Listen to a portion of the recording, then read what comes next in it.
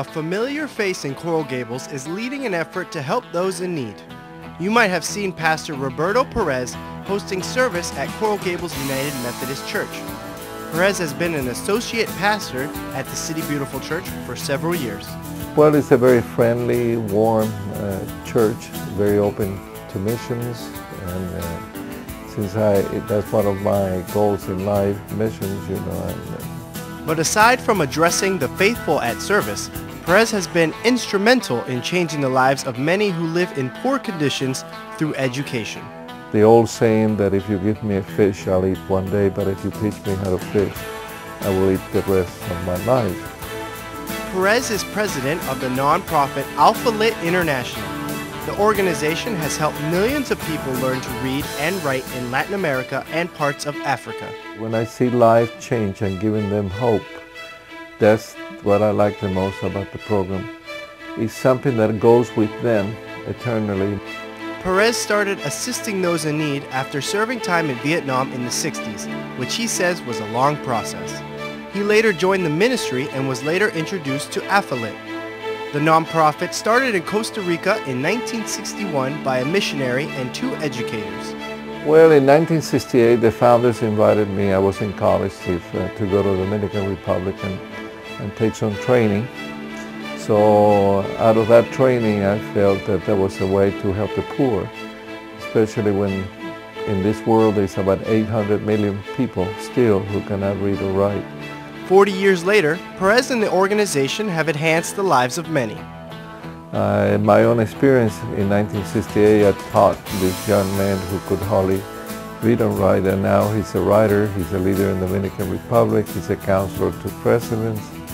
Alpha Lit has now built a school and has several programs across the world. The group soon hopes to expand. The program has also been recognized by several major international entities and former First Lady Laura Bush. Perez says helping the less fortunate is something we must do. I feel that when you leave this world, you ought to leave it a little bit better than you found it. So, congratulations to Pastor Roberto Perez for being Golden Pride for this edition of Golden Gables. Golden Fact. According to smartmotorist.com, the number of elderly drivers 70 years or older will triple in the next 20 years.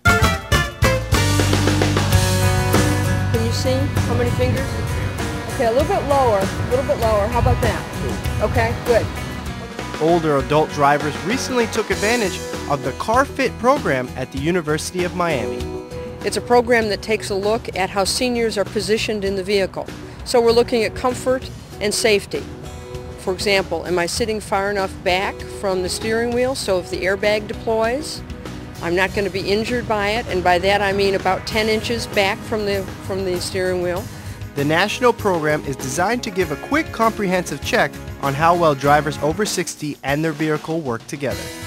CarFit was created by the San Francisco-based American Society on Aging and developed in collaboration with American Automobile Association. Experts say as we age, our body changes too. For example, one of the problems that we see very often is that a senior may not be able to reach behind them and grab this seatbelt. And we know that that's the most important thing that you need to do to stay safe in a vehicle. It's significant to wear seatbelts in Florida, as the state is a seatbelt state. So if you are caught not wearing the safety measure, you could be fined. But we also want to make sure that drivers are sitting high enough up in the car so that they can comfortably see over that steering wheel. As we get older, some of us shrink a little bit, and that can become a real challenge for older drivers. Are the mirrors positioned so I can see the vehicles around me?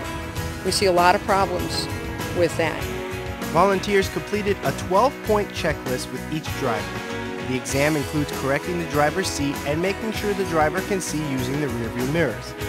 An occupational therapist will then discuss ways drivers can maintain and improve their driving. For more information, visit www.carfit.org.